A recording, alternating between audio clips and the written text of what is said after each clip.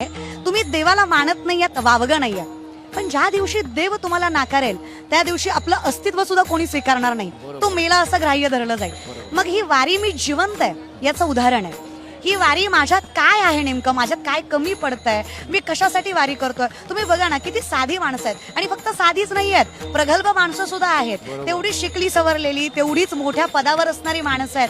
कारण आत्मिक समाधान जे आहे, त्या आत्मिक समाधानासाठी ही वारी आहे, त्या सुखासाठी ही वारी आहे.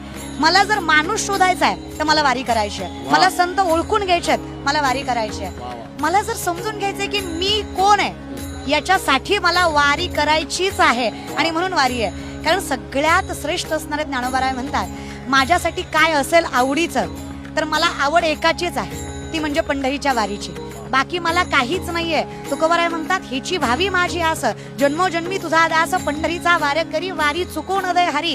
बाकी काही नको. आयुष्यात एक जरी वारी घडली तरी सगळ्या पापाची मुक्ती माझी इथेच आहे, म्हणून एक तरी वारी माझ्या आयुष्यात घडा.